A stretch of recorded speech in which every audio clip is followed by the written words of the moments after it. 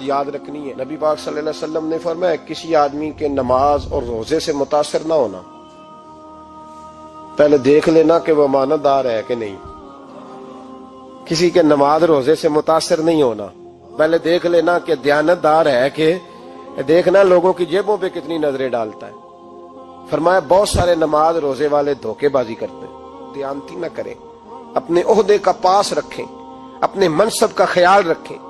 عہدہ جس جگہ آپ موجود ہیں آپ کی ذمہ داری ہے۔ میرے رسول پاک صلی اللہ علیہ وسلم نے فرمایا ہر بندہ تم میں سے نگران ہے، اور جو اس کی رعایا ہے اس کے بارے میں اس نے جواب دینا ہے۔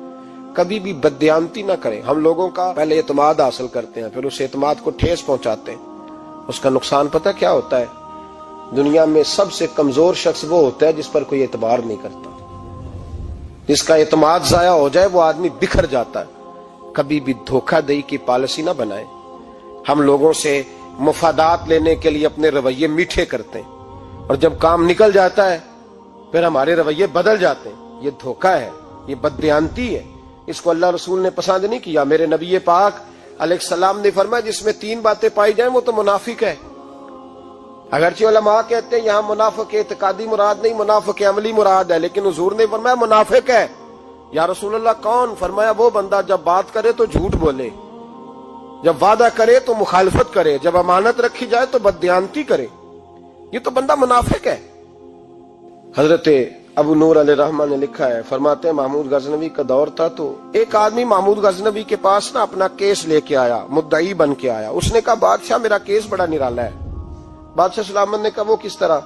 کہنے لگا یہ میرے پاس ایک تھیلی ہے، میں نہ سفر پہ جانے لگا تو یہ تھیلی پوری ہیروں کی بھری ہوئی، فلاں علاقے کے جو قاضی صاحب ہے نا، میں جاتی دفعہ میں کہیں سفر پہ جا رہا تھا تو میں ان کے پاس چھوڑ گیا کہ رستہ لمبا ہے، کہیں کوئی مجھ سے چھین نہ لے، ہیروں کی بھری ہوئی تھی۔ کچھ دنوں کے بعد میں واپس آیا ہوں، قاضی صاحب نے مجھے تھیلی واپس کی ہے تو اس میں ہیروں کی بجائے کھوٹے سکے نکلے۔ اب میں نے قاضی صاحب سے کہا ہے تو قاضی صاحب تو میرے گریبان تک آتے ہیں، وہ کہتے ہیں بتا کہیں سے پھٹی ہے، کھلی ہے؟ وہ جس طرح ٹانکے لگا کے تو نے سی تھی اسی طرح لگے ہوئے ہیں کہ نہیں؟ تو حضور لگے بھی بالکل اسی طرح ہے، نہ پھٹی ہے نہ کھلی ہے۔ اب میں لٹ گیا ہوں، میری کل عمر کی کمائی ضائع ہو گئی، کھوٹے سکے کہاں اور ہیرے کہاں؟ تو مہربانی کریں، اور آپ کی بارگاہ میں اللہ رسول کے نام پر حلف دیتا ہوں کہ میں ہوں بالکل سچا۔ محمود غزنوی کہنے لگے تو جا، تھیلی چھوڑ جا، اور جب میں تجھے بلاؤں گا پھر دوبارہ آنا۔ وہ شخص چلا گیا۔ محمود غزنوی اٹھے، دربار برخاست کیا، لوگوں سے کہنے لگے چلے جاؤ میں 3 دن کے لیے سیر کرنے جا رہا ہوں، 3 دن کے بعد لوٹوں گا۔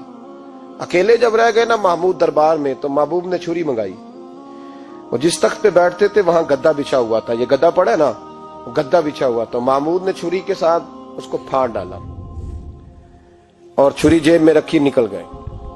کہنے لگے میرے بعد کوئی میرے دربار والے احاطے میں داخل نہ ہو۔ محمود چلے گئے۔ اب وہ صفائی کرنے والا جب آیا نا، اس نے آ کے دیکھا تو گدا تو پھٹا ہوا ہے۔ اس نے شور ڈال دیا، پہرے دار بھی آ گئے، فلاں صاحب بھی آ گئے، فلاں صاحب۔ اس نے کہا او خدا کے بندو، اس کا گدا پھٹ گیا ہے، وہ تو مار ڈالے گا۔ اس نے کہا تھا سوائے صفائی اور نگرانی والے کے دوسرا آئے کوئی نہ، اور یہاں آیا بھی کوئی نہیں، پہلے دن ہی پھٹا ہوا ہے تو لٹکا دے گا سب کو، کیا کریں؟ شور ہو گیا، سارے دربار کے ملازمین اکٹھے ہو گئے۔ ایک بندہ بولا، کہنے لگا فکر نہ کرو، میں کیسے بندے کو جانتا ہوں، اس طرح سیے گا کہ جس نے پھاڑا ہوگا اسے بھی پتہ نہیں چلے گا کہاں سے پھٹا تھا، ایسا بہترین رفو کرے گا کہ پتہ بھی۔ اس نے کہا یار ہم سارے 1 مہینے کی تنخواہ دیتے ہیں، تو بندہ بلا۔ وہ بلا لیا اس کو، اس کا نام محمد رفو گر تھا۔ وہ آیا، اس کو گدا دکھایا، اس کا یار اس طرح سینا پتہ نہ چلے۔ اس نے کہا فکر ہی نہ کرو، میں بڑا کاریگر ہوں۔ بڑے بڑے کاریگر لوگ نہیں ہمارے ملک میں پائے جاتے، کوئی نشان چھوڑتے ہیں پیچھے؟ بڑے کاریگر کا پیسے ہونے چاہیے، بڑے بڑے کاریگر بندے۔ آپ یقین کریں ایسا فلسفہ، یہ عمرہ عبادت ہے نا، سرکار دو عالم صلی اللہ علیہ وسلم کی بارگاہ کی حاضری بڑی نعمت ہے نا۔ تو سعودی گورنمنٹ نے پابندی لگا دی، خیر ان کی بھی زیادتی ہے، اس طرح کی پابندیاں شریعت اسلامیہ میں جائز نہیں۔ اللہ کے گھر مسلمان جب چاہے جا سکتا ہے، لیکن وہ کہتے ہیں جی 2000 ریال دے جس نے 2 سال بعد بھی آنا ہے۔ انہوں نے پابندی لگائی تو ہمارے ایجنٹوں نے بھی کئی خاص ٹریننگ حاصل کی ہوئی ہے، پتہ نہیں کہاں سے سیکھ کے آئے، انہوں نے بھی رستہ نکال لیا۔ 1 سال سے میں نے کہا کہ جناب وہ 2000 ریال لگ گیا تو کیا کرنا ہے؟ کہنے کوئی مسئلہ نہیں، پاسپورٹ نواں بنوا لو۔ गुंजाइश है कि नहीं, हर शय का हल है। तो मैंने कहा यार अब उमरा करने जाते वक्त भी बंदा धोखा दे के जाए, अल्लाह के घर जाते वक्त भी इस तरह की हरकत करे, क्या हाल हो गया। हर चीज का लोगों ने हल निकाल लिया, हर चीज का लोगों ने स्टाइल बना ली। ऐसा न करें, ये दुरुस्त नहीं। अहमद रफूगर कहने लगा इस तरह सीऊंगा कि फाड़ने वाले को भी पता नहीं। उनका पैसे ले यार तू सी दे। उसने सी दी, अगले शाम ही ला के बिछा दिया गद्दा। तीसरे दिन बादशाह सलामत आए, आके पहली नजर गद्दे पे डाली। उसने बुलाया सब मुलाजिमीन को, कहा किसने सिया है? कहा जनाब क्या हुआ? कहा ये फटा हुआ था। किसने? कहा नहीं फटा ही नहीं। वो कहने लगे बनो बात, मैं खुद फाड़ के गया था। तो बताओ सही सिया किसने है? कहा जनाब आप फाड़ के गए थे तो बताया क्यों नहीं? फरमाने लगे इसीलिए तो बताया नहीं था कि तुम खुद तहकीक कर लो, बुलाओ बताओ सिया किसने। तो बुला लिया, अहमद रफूगर आ गया। उसको जब बुला के सामने बादशाह खड़ा किया, कहा भाई तूने सिया है? कहने लगा हुजूर आपके सारे मुलाजम इकट्ठे होके आए थे, मेरी गलती कोई नहीं। कहा नहीं यार तू बड़ा कारीगर है, मैंने अपने हाथ से फाड़ा था पर मुझे भी नहीं पता चल रहा कहां से फटा था। अच्छा ये बता ये थैली जो है ये भी तूने सी थी?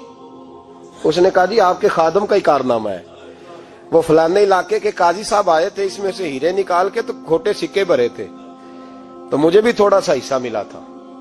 महमूद ने सारे गवाह भी इकट्ठे कर लिए, सबूत भी इकट्ठे कर लिए। फिर काजी को बुलाया, पहले सारे सबूत और गवाह केस हल कर लिया। फिर हमारे यहाँ ये हाल होता है कि मुदई 2-3 हफ्ते के बाद खुद ही हाथ बांध जाता है, कहता तुसी मेरी जान छड़ो, मुजरम फड़ो भावे ना पड़ो। वो कहता है मुझे माफी दो, मैं रहा। जुल्म है ना, जुल्म ज्यादती है कि जो बेचारा इतने सवाल मुजरम से नहीं होते जितने मुदई से होते। आप यकीन करें इतने सवालात होते, बेचारा हफ जाता है। ये तरीका दुरुस्त तो नहीं है कि लुट गया और दूसरा तरह तरह के सवालों के जवाब देता फिरे बेचारा।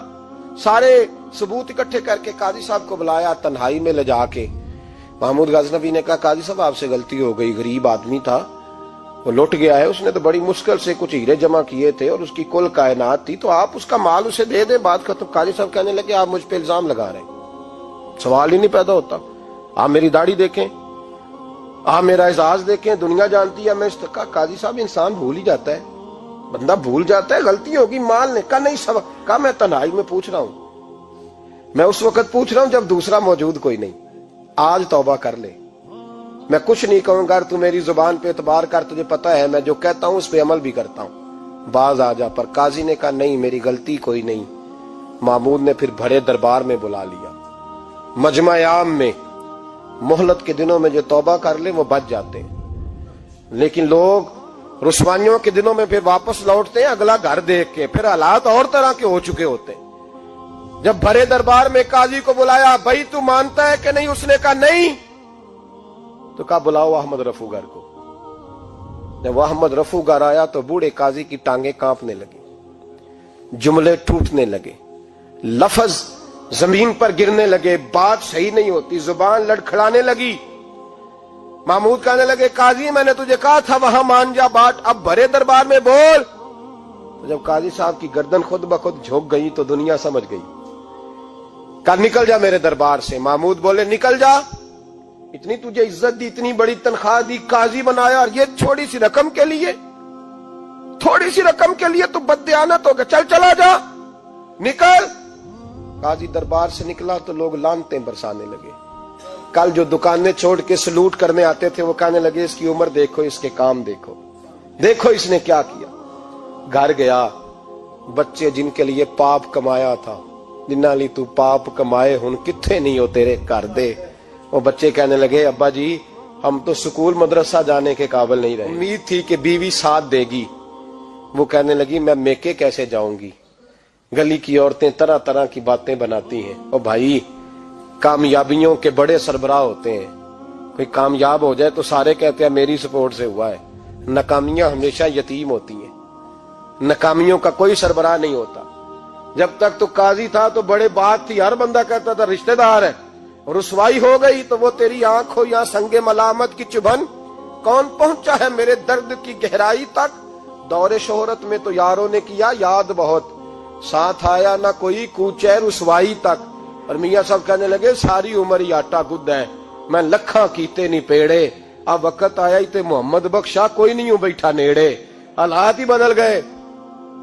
काजी خاموشی سے اندر چلا گیا، اپنی رسوائی سمیٹ کے بستر پہ لیٹا، نہ روٹی کی بھوک لگی، نہ پانی کی پیاس لگی، نہ نیند آئی، ساری رات تڑپتا رہا۔ سویرے گھر والوں نے دروازہ کھولا تو روح پرواز کر گئی تھی، دنیا چھوڑ گیا۔ حضرت ابو نور علیہ رحمہ بولے، فرمانے لگے یاد رکھو کبھی بددیانتی نہ کرنا، کبھی۔ یہ تو محمود غزنوی کی عدالت تھی، قیامت میں رب کریم کی عدالت لگے گی۔ اور فرمایا وہاں تو گواہی دینے والا احمد رفو گر تھا، قیامت میں تو تمہارے اپنے ہاتھ پیر گواہیاں دیں گے، ہمارا اپنا وجود گواہی دے گا۔ اور فرمایا یہاں تو لانتے دنیا دار برساتے تھے، وہاں فرشتے ہوں گے۔ اور قاضی کو تو موت آ گئی تھی، قیامت میں تو دوبارہ موت بھی کوئی نہیں آئے گی، وہاں تو رہنا ہے اور سہنا ہے۔ بددیانتی معاشرے میں، اتنی بددیانتی ہر جگہ۔ اس معاشرے کا بھی کچھ بنے گا جہاں دوائی بھی خالص نہ ملے، جہاں دوائی میں بھی بددیانتی ہو۔ لوگ اپنے بچے کو آکسفورڈ یونیورسٹی میں پڑھانے کے لیے غریبوں کے بچوں کے رگوں میں جو دوائی اتارے وہ بھی 2 نمبر۔ اتنا بڑا بھی کوئی بددیانت معاشرہ ہوتا ہے کہ لوگ یہاں تک دھندا کریں، یہاں تک کہ لوگ لوگوں کی زندگیوں سے کھیل جائیں اور ہمیں احساس تک نہ ہو کہ کوئی مر جائے گا، کوئی ڈوب جائے گا، کیا بنے گا۔ اور جس نے وہ رجسٹر کی دوائی کی، اس نے 2-4 لاکھ روپیہ لیا اور اس نے یہ نہیں سوچا کتنے انسان میری وجہ سے مریں گے۔ قتل صرف یہ تو نہیں ہوتا گولی مار کے مار دینا، لوگوں کی زندگیوں سے لوگ کھیل جاتے ہیں، لوگ تباہی کر جاتے ہیں، لیکن بددیانتی سے بات